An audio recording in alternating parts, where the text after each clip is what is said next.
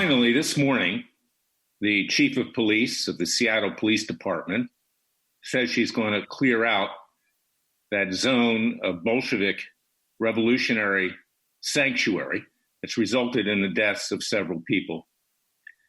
I feel sorry for this woman. She's obviously not up for the job, and neither is the mayor of Seattle. She says that she wants law and order. But you know what? She already has the death of several people on her hands. She should be prosecuted for negligent homicide, and so should the mayor.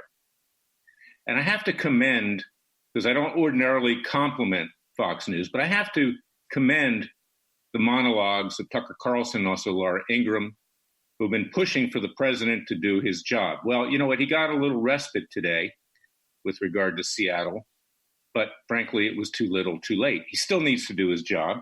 He still needs to step up to the plate. He needs to restore law and order throughout this country. It's not enough to arrest 4 people out of thousands who have invaded neighborhoods, destroyed property, looted, stolen, conducted mayhem, and even killed people. The president looks extremely weak, and I want him to look strong. I want him to win. I'm saying that personally, not as the head of Freedom Watch, in the election this fall, because if he doesn't, this country goes down the drain for the final count. And I say the final count because, frankly, we're already hanging by a thread. And in that regard, I caution him as well not to pardon Roger Stone. The judge in the case, Amy Berman Jackson, who I've had my difficulty with, but as I said, I sat through a trial for 2 weeks of Roger Stone.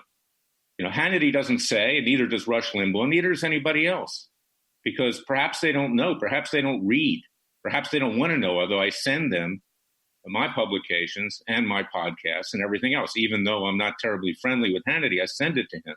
And the same is true of Tucker Carlson, who has parroted what I've been saying. He even talks about Duke University. I've called it the Berkeley of the South. That's my alma mater. No way I would send anybody there anymore, although I was very proud to be an alumnus of Duke University. And many of these high-tier universities have gone basically ape, and they're now far left, communist. But getting back to Roger Stone, not one witness at trial, didn't take the stand himself, found it within his time to put a crosshairs to the head of the judge, to use Tucker Carlson to threaten witnesses and threaten jurors, you know, with intimidation tactics, that this was just part of the Russian witch hunt.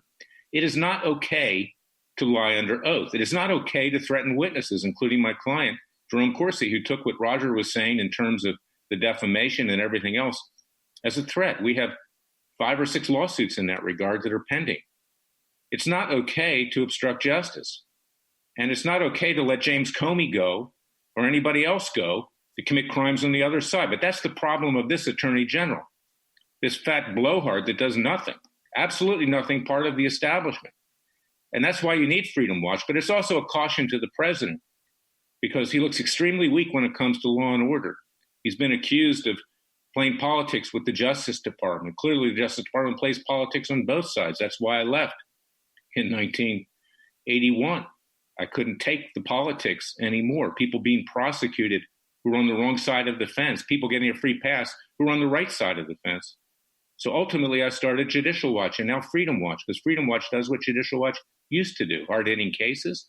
Now we have also citizens' grand juries, and we filled the void because we are your Justice Department. But if the president pardons Roger Stone, he will cost himself enough votes. It's going to be a groundswell of independent voters that he could lose this election. And I hope he sees that, because, you know, he shoots his mouth off saying, Roger, you can sleep at night. You know what? Roger can sleep at night in the prison. As the judge pointed out, there are no cases of coronavirus there. It's not a death sentence. They made special efforts to prevent that. He's actually safer in a prison than he would be out there on the streets shooting his mouth off. And that's the reality.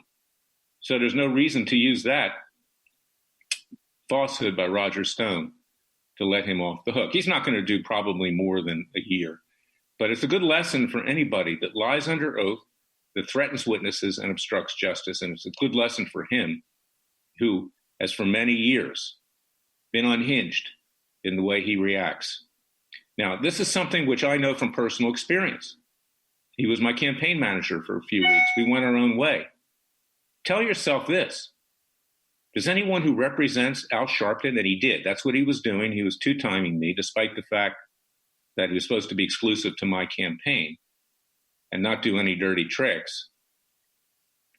Can anyone who represents Al Sharpton be worthy of a pardon?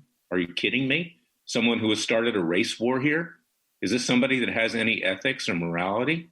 Is this somebody who believes in things deeply or just plays games? So it's time for people to understand. And it's time for the president to understand, to hang around better people. Don't hang around the Stones. Don't hang around the Manaforts. Don't hang around the Rick Gates or Michael Cohens. Hang around good people. And just don't hire people because you see them on Fox News. Hire real experts and get people who are loyal to you. People like Kellyanne Conway. What a sharp woman she is. She really is a credit. And she's had to take on her own husband to do this. I doubt that they're even married anymore, or at least if they're separated, they don't really talk. So, she has sacrificed a lot. You need people like that around you. You don't need the Roger Stones. So that's my method. That's my message for today. President, step up to the plate, okay? You can be a great president. You can be as great as Ronald Reagan, but Ronald Reagan would have not tolerated this lawlessness from these domestic terrorists for even one day. Ronald Reagan would have taken immediate action, as he did with regard to the air traffic controllers that violated the contract with the government, as he did with Gaddafi, who he bombed and put him in his place. So take a lesson from Ronald Reagan. If you do, you'll be taking a lesson from the best. God bless you. God bless America. Thank you for listening to me, and share this podcast. You can find it on iTunes, on Spotify, on Roku, on Amazon Fire, on Facebook, on Twitter, and of course on freedomwatchusa.org. And again, thank you to Radio America, the best radio network in this country, or for that matter, around the world, because they allow me to tell the truth as I see it. And there aren't that many people out there these days who are speaking plainly to the American people. Until tomorrow, God bless you. God bless your family. Stay safe and well. And thank you for listening to me.